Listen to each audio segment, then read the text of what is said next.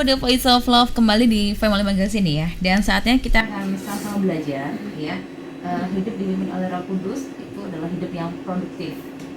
Kali ini yang akan mengupasnya itu ada Ibu Lauren. Halo Ibu Lauren. Selamat pagi. Apa kabar? Selalu baik dalam anugerah Tuhan. Amin. Oke. Baik Bu Lauren, sebelum mungkin menyampaikan firman Tuhan tentang hidup yang produktif itu seperti apa, mungkin boleh tahu nggak sekarang kesibukan Bu Lauren nih apa nih sekarang saat ini? Kesibukan saya sekarang ya tetap sebagai ibu rumah tangga, kemudian juga sambil bekerja dari rumah, juga melayani ya Mam ya, diajak melayani, melayani manula. Lanjut usia. Ya. Oke. Baik, silakan. Menurut Ibu Lauren, bagaimana sih Bu hidup produktif itu? Silakan Bu. Ya. Selamat pagi pendengar setia Sangkakala. Pada kesempatan kali ini saya akan sharing firman tentang hidup yang dipimpin Roh Kudus. Hidupnya pasti akan produktif. Sebelumnya saya ingin memperkenalkan sedikit. Saya Ibu Lauren ini adalah murid daripada Ibu Pendeta Christine. Kami mengikuti pemuritan dan saat ini pemuritannya karena pandemi kita adakan melalui Zoom. Terima kasih buat Bu Christine yang memberikan kesempatan kepada kami untuk sharing firman tentang hidup yang dipimpin oleh Roh Kudus. Hidupnya pasti akan produktif. Saya akan mulai untuk menjelaskan apa arti produktif itu. Kita akan melihat arti produktif menurut Kamus Besar Bahasa Indonesia. Artinya adalah mampu menghasilkan sesuatu atau memberi manfaat. Lantas kita kembalikan kepada diri kita satu pertanyaan. Apakah saat ini hidup kita ini sudah produktif atau belum? Apakah yang menjadi ukuran dari hidup yang produktif ini? Karena ada banyak orang itu berpikir bahwa mereka itu sudah sangat produktif sehingga mereka merasa bangga. Bahkan ada yang sombong, membanggakan dirinya kalau mereka itu sudah bekerja dari pagi sampai malam. Mungkin waktu tidur juga hanya 3 jam, 4 jam karena harus mengejar untuk bekerja. Ada juga yang merasa bangga karena pencapaian-pencapaian yang selama ini didapat. Mereka sudah mempunyai banyak pencapaian, mempunyai rumah 5, 6, mempunyai banyak inventaris. Mereka anggap bahwa hidupnya sangat produktif. Tetapi di sisi lain, ada sebagian orang itu yang merasa kecil hati. Mereka merasa seolah-olah tidak berdaya, bahkan mereka frustasi karena sudah tidak bisa melakukan apa-apa. Mungkin karena keterbatasan usia, bisa juga karena fisik yang sudah tidak memenuhi. Mereka anggap bahwa aku ini sudah tidak bisa lakukan apa-apa, aku ini sudah tidak berguna. Dengan melihat keadaan semacam ini, mari kita kembalikan apa sih ukuran produktif itu menurut kebenaran firman Tuhan, sehingga kita akan tahu bahwa ukuran produktif itu yang benar seperti apa. Mari kita melihat bahwa hidup yang dipimpin Roh Kudus itu hidupnya pasti produktif dari kacamata firman Tuhan. Karena kita adalah umat tebusan Tuhan, orang-orang yang sudah percaya dan dimerdekakan dengan kematian Kristus di kayu salib. Tentunya ukuran yang dipakai adalah ukuran firman Tuhan. Sebelumnya saya akan membuat suatu ilustrasi singkat. Kalau ada kata hidup yang dipimpin oleh Roh Kudus itu, hidupnya pasti produktif. ketika ada kata hidup yang dipimpin, berarti ada pemimpinnya. Dan pemimpin ini yang berperan membawa ke arah mana orang-orang yang akan dipimpinnya. Ini bergantung kepada fokus dari pemimpinnya. Pemimpin ini punya fokus apa, maka dia akan membawa setiap orang yang dipimpinnya ke arah fokus itu. Saya ambil contoh ketika pemimpin ini mempunyai fokus kepada materi atau uang, maka pemimpin ini akan membawa setiap fokus hidupnya kepada mengejar kepada uang atau materi ini. Segala sesuatu gerak hidupnya akan diarahkan kepada uang. Setiap pencapaian-pencapaiannya akan diukur kepada uang. Bahkan cara dia menilai kepada orang pun dia akan menilai dengan kacamata uang.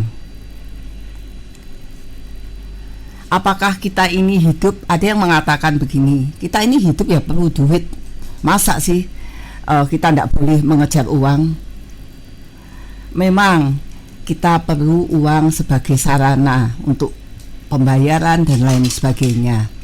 Tetapi kita sebagai umat-umat tebusan, kita tahu bahwa uang itu bukan fokus hidup kita, karena kita hidup dari pemeliharaan Tuhan. Kita hidup karena iman. Itu yang seharusnya ada di dalam fokus hidup kita sebagai orang-orang percaya. Nah, pada saat ini ketika kita tahu satu kebenaran bahwa hidup yang dipimpin Roh Kudus itu pasti hidup produktif, mari kita melihatnya dari kacamata firman Tuhan. Dari kacamata firman Tuhan, hidup yang dipimpin oleh Roh Kudus adalah hidup yang produktif, adalah ketika kita menghasilkan buah-buah kebenaran. Mari kita buka di dalam kebenaran firman Tuhan di dalam Yohanes 16 ayat 13 yang bagian atas. Minta saudara Debbie. Yohanes berapa? Yohanes 16 ayat 13 bagian atas. Yohanes 16 ayat 13, tetapi apabila ia datang, yaitu Roh kebenaran, ia akan memimpin kamu ke dalam seluruh kebenaran. Amin.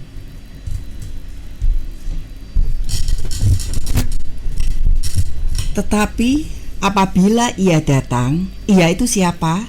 Yaitu Roh kebenaran. Ia, Roh kebenaran itu yang adalah Allah sendiri, akan memimpin kamu ke dalam seluruh kebenaran. Jadi kita sebagai orang percaya, yang memimpin kita adalah Roh kebenaran. Ketika Roh kebenaran itu yang memimpin kita, maka fokusnya adalah kepada kebenaran. Dan ketika fokusnya ada dalam kebenaran, dia akan membawa kita untuk melakukan, ditujukan seluruh gerak kehidupan kita ini diarahkan kepada kebenaran. Sampai ketika kita melakukan kebenaran itu, goalnya adalah kita menghasilkan yang namanya buah-buah kebenaran. Mari kita baca buah-buah kebenaran itu di dalam Galatia 5 ayat 22 sampai 23. Galatia 5 ayat 22 sampai dengan 23, tetapi buah roh ialah kasih, sukacita, damai sejahtera, kesabaran, kemurahan, kebaikan, kesetiaan, kelemah lembutan, penguasaan diri. Tidak ada hukum yang menentang hal-hal itu. Nah, kita sudah mendengar bahwa buah-buah kebenaran itu yang akan dihasilkan ketika kita berjalan di dalam kebenaran sesuai dengan tuntunan Allah yang menuntun kita.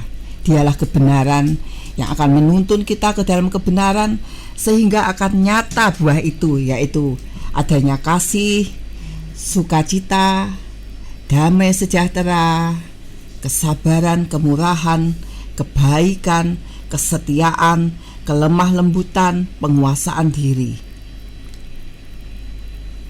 Nah, buah-buah ini yang harus nampak di dalam kehidupan kita ketika kita melakukan, ketika kita menjadi pelaku-pelaku firman. Kita akan melihat satu praktek buah kebenaran kasih ya. Mungkin di masa pandemi ini tadi sudah dijelaskan oleh Ibu Christine bahwa banyak daripada kita harus bekerja di rumah karena situasi-situasi yang tidak mengizinkan. Mungkin ada pendapatan-pendapatan yang dahulunya diterima penuh, saat ini harus diterima sebagian, bahkan ada yang di PHK. Jadi dengan adanya situasi-situasi yang tidak seimbang ini, bagaimana kita ini harus bisa bertahan? Bagaimana kita ini harus bisa melalui? Bahkan bagaimana kita ini bisa menikmati di dalamnya? Dengan buah roh kasih ini kita bisa praktekkan ketika kita ini ada di dalam rumah tangga. Saya sebagai ibu rumah tangga, kita bisa mempraktekkan buah kebenaran kasih ini. Kita bisa bekerja, melayani keluarga, membuatkan makanan yang dulunya mungkin karena keuangan stabil cukup, kita bisa gampang saja, ayo kita beli, kita pesen, kita gojek, kita makan di restoran. Tetapi situasi saat ini mungkin tidak memungkinkan untuk itu ya. Kita harus bisa mengatur keuangan, kita menghemat, apalagi ibu rumah tangga yang anaknya tidak hanya 1, tapi 2, 3, 4, dan anaknya banyak. Mungkin untuk membeli itu dari sisi keamanan, dari sisi uang yang harus dikeluarkan itu harus diperhitungkan. Akhirnya langkah yang dilakukan adalah harus membuat makanan di rumah. Dan membuat makanan ini pun kalau tidak dilakukan dengan kasih, kita sebagai ibu-ibu ini pasti sensi ya. Sudah pendapatan ini berkurang aja, ibu-ibu ini biasanya bingung bagaimana ngaturnya, bagaimana ini membaginya. Belum lagi kalau di rumah ini anak-anak semuanya di rumah pasti pengennya makan. Namanya anak, perutnya pasti minta diisi. Kita aja kalau di rumah ya pasti pengen makan ini, buat camilan ini. Nah, ini bagaimana cara kita mengatur, mensiasati ini? Saatnya kita mempraktekkan apa yang namanya itu kasih. Dengan kasih itu kita bisa membuat makanan ini. Apa yang kita lakukan dengan kasih pasti jadinya berbeda. Kita ambil contoh Ibu A dan Ibu B. Ibu A ini ketika membuat makanan dia lakukan dengan kasih. Sehingga orang tuh kalau melakukan dengan kasih, dia tanpa tekanan, tanpa beban, dia bisa melakukannya dengan senang hati, tanpa suatu tuntutan. Ini tampaknya kecil ya, tapi buat ibu-ibu ini jadi masalah yang besar loh. Ketika kita melakukan tanpa kasih, waduh, kita sudah capek, nanti anak mungkin ketika makan, dia enggak memberikan satu harapan di dalam hati kita untuk ngomong, lah kok enak mah atau apa. Kita ini bisa sewot ketika anak tidak membantu, kita ini bisa naik darah. Jadi kayaknya sepele, hanya kasih, tetapi ini runtutannya itu bisa bumi ini bisa runtuh ini untuk ibu rumah tangga ini. Ketika suami mungkin makan ini kok ini lagi atau apa-apa, itu bisa terjadi di dalam satu rumah tangga. Masalah itu bisa timbul dari hal-hal hanya makanan kah, hanya karena mempersiapkan sesuatu yang tidak sesuai. Jadi permasalahan itu bisa membesar. Tetapi ketika Ibu A ini melakukannya dengan kasih, maka dia bisa melakukannya dengan sukacita. Orang kalau melakukan dengan sukacita, maka dia bisa melakukannya lebih daripada yang lain. Kreativitas bisa muncul, senyumnya bisa ada, dan ketika tidak mendapatkan satu pujian, dia pun enjoy aja. Ketika dipuji pun tidak membuat dia besar kepala, karena pujian itu akan dikembalikan kepada Tuhan yang memampukan. Ketika tidak dipuji pun tidak ada masalah, karena dia melakukannya dengan kasih sebagai persembahan yang indah buat Tuhan. Nah, manakah yang produktif antara Ibu A dan Ibu B? Padahal keduanya sama-sama melakukan satu pekerjaan. Yang dianggap produktif adalah Ibu A, karena dia sedang melakukan satu kebenaran di dalam keluarga itu. Dia sedang mempraktekkan satu nilai kebenaran, kebaikannya, kemurahannya untuk keluarga. Dia sedang mempraktekkan kasih kepada suami dan anak-anaknya. Inilah satu praktek produktif menurut firman Tuhan. Jadi tidak ada alasan buat kita sebagai ibu-ibu, aku sudah tidak bisa melakukan lagi yang dahulunya aku bekerja di luar rumah, aku bisa menghasilkan. Oh, masih bisa dia melakukannya. Ketika seorang melakukannya dengan kasih, maka akan timbul banyak kreativitas yang lain yang bisa dia lakukan. Saya akan memberikan sedikit kesaksian di dalam kehidupan rumah tangga saya ketika di dalam masa pandemi ini. Saya tahu bahwa setiap kita yang masih hidup di dunia ini, masing-masing kita punya masalah dan pergumulan. Salah satu masalah yang kami hadapi, kami ini sulit untuk mengadakan misbah keluarga.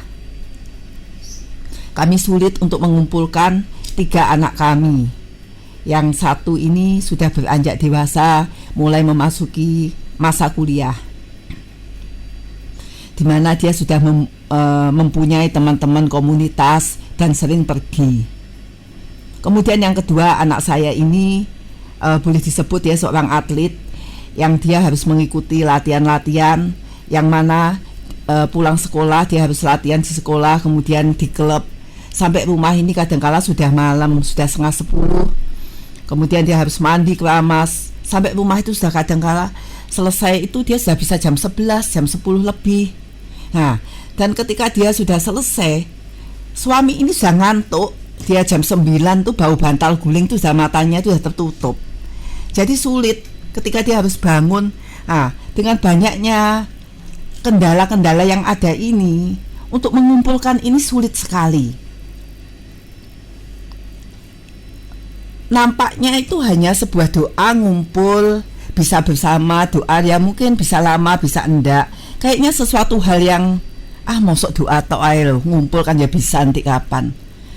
Oh, kita ini tidak bisa meremehkan apa yang disebut misbah keluarga, apa yang disebut dengan doa. Saya melihat lambat laun dengan berjalannya waktu ini, dengan tidak adanya misbah di dalam keluarga ini, anak-anak yang terus bertumbuh, waktu ini membuat kita ini masing-masing hidup dengan keegoisan masing-masing. Ketika melihat satu situasi ini, hati ini menangis. Tetapi gimana ya Tuhan, apa yang harus kami lakukan? Anak-anak ini semakin punya privasi masing-masing, dengan kesibukannya ini membuat punya perbedaan yang banyak, yang sulit untuk disatukan. Masing-masing punya keegoisan, punya keinginan, punya kepentingan yang terus berjalan, campur tangan dari komunitas-komunitas temannya dengan banyak pendapat yang kita ini sulit untuk masuk menyatukan. Ini membuat kadangkala terjadi perbedaan, kadangkala terjadi pemberontakan, kadangkala terjadi satu situasi yang tidak mendukung di dalam keluarga kami. Rasanya menangis sekali ketika melihat situasi ini. Kalau dulu mungkin ketika saya belum pulih, saya melihat keadaan ini ya enjoy aja, ya terserahlah. Kamu bisa diomongi ya begini, tidak bisa diomongi ya sudahlah. Aku sudah begini pokoknya, sudah tak lakukan bagianku. Kita sebagai mama yang tidak pulih itu ya rasanya masalah itu tidak begitu ada lah, karena kita pun sibuk menikmati hidup kita sendiri.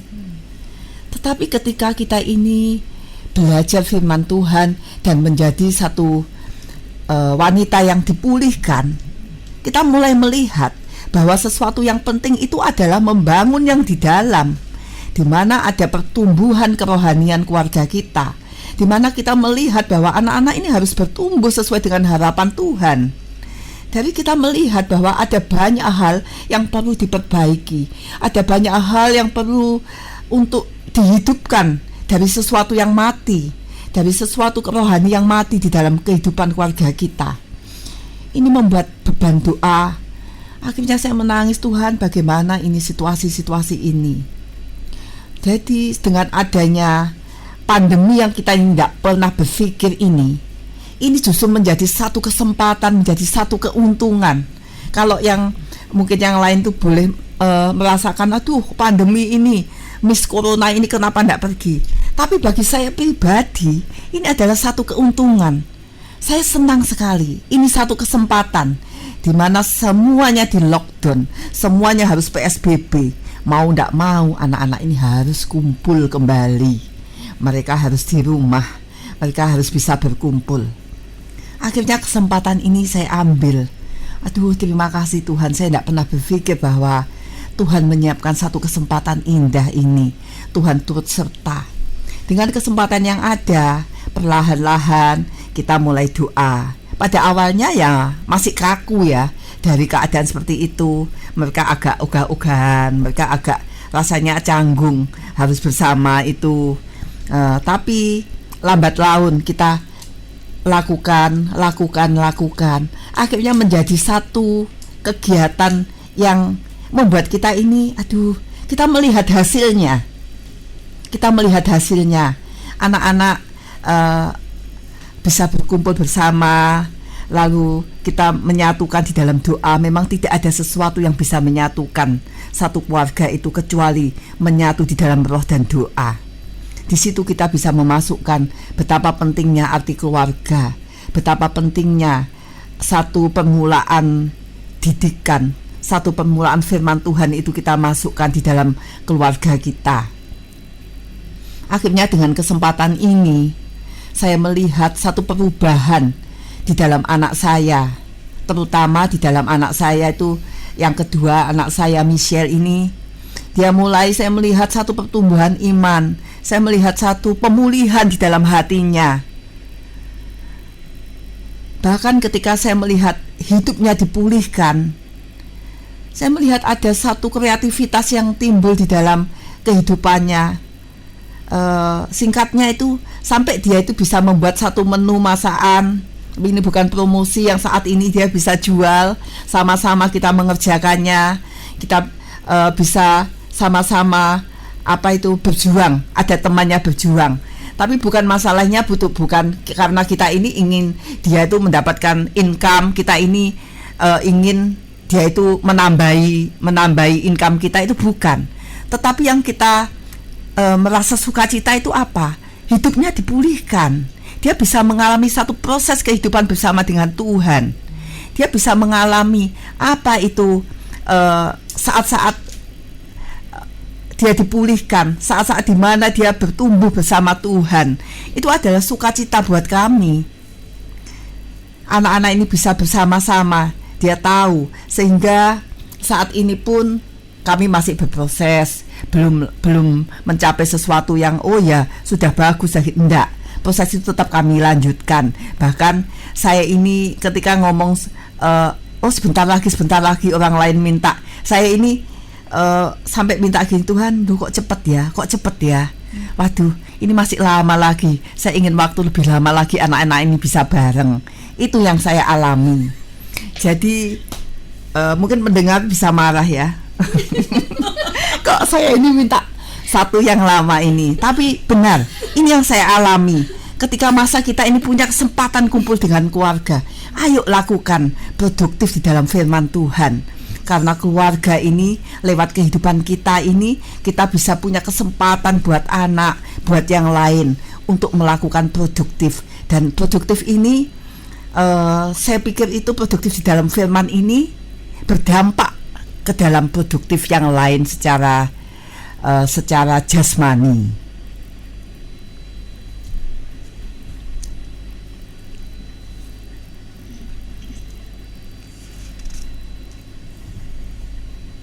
Jadi orang yang produktif itu, dari hal yang saya saya sharingkan tadi, ketika orang itu produktif, maka orang itu bisa dilihat dari ketika dia menghasilkan buah-buah kebenaran, seperti yang kita baca di dalam Galatia 5 ayat 22 sampai 23.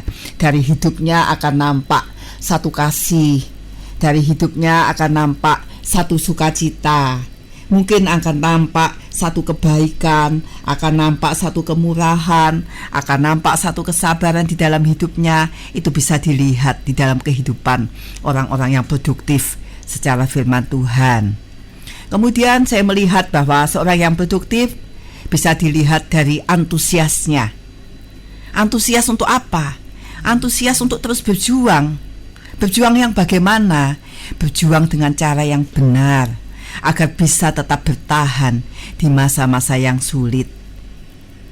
Mari kita buka di dalam 2 Tesalonika 3 ayat 8.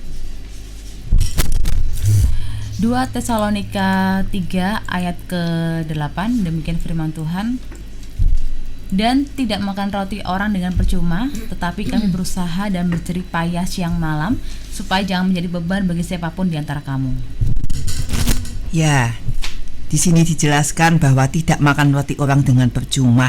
Artinya orang yang produktif itu tidak ngarep gratisan.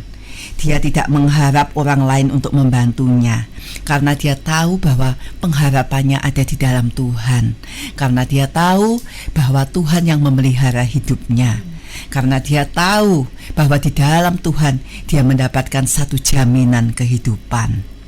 Kita akan buka kembali di dalam 2 Korintus 11 ayat 9. 2 Korintus 11 ayat 9. 2 Korintus 11 ayat 9. Dan ketika aku dalam kekurangan di tengah-tengah kamu, aku tidak menyusahkan seseorang pun, sebab apa yang kurang padaku dicukupkan oleh saudara-saudara yang datang dari Makedonia.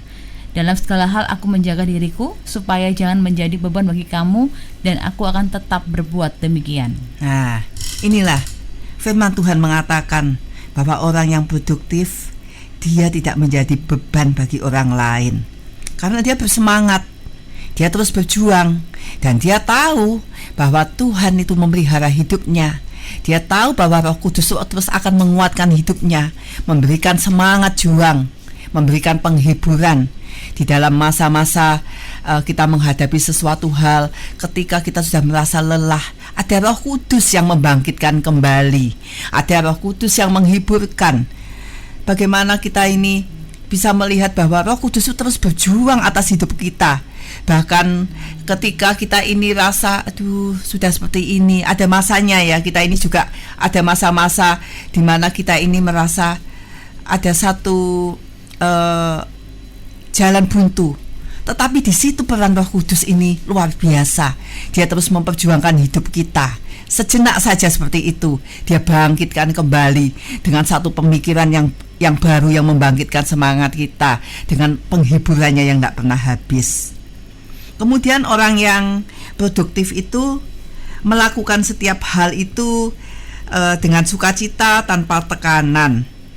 Dan orang yang sukacita ini akan muncul kreativitasnya. Dia akan bisa melihat kesempatan-kesempatan yang ada. Dia akan tidak hanya kesempatan atau peluang itu di dalam hidupnya, dia pun bahkan bisa melihat kesempatan yang lain yang orang lain tidak melihat. Itu Roh Kudus itu membantu untuk melihat kesempatan-kesempatan itu, karena hikmatnya tidak terbatas. Lalu lagi, orang yang produktif itu tidak gengsi. Dia tidak pilih-pilih pekerjaan. Dia rajin mengerjakan apa saja, karena hatinya beres. Ketika hatinya beres, dia bisa melakukan pekerjaan itu dengan sukacita. Seperti Kolose 3 ayat 23. Apapun juga yang kamu perbuat, perbuatlah dengan segenap hatimu, seperti untuk Tuhan dan bukan untuk manusia. Orang produktif itu juga optimis, karena dia tahu dia punya iman yang benar. Orang yang produktif itu bisa mengembangkan talenta-talenta yang Tuhan berikan. Dia tahu menggunakan setiap kesempatan itu adalah datangnya daripada Tuhan. Oleh sebab itu, dia akan menggunakan setiap kesempatan itu dengan tanggung jawab, dengan segenap hati kita, kembali kepada Kolose tadi, Kolose 3 ayat 23.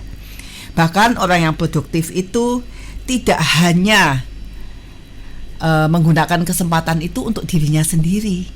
Dia bisa menggunakan kesempatan itu untuk berbagi dengan yang lain. Dia bisa memberikan ide-ide kepada yang lain. Dia bisa menyemangati teman-teman yang lain sekitarnya. Dia bisa menolong orang-orang yang membutuhkan dengan kemurahannya, dengan kasihnya, dengan kebaikan hatinya.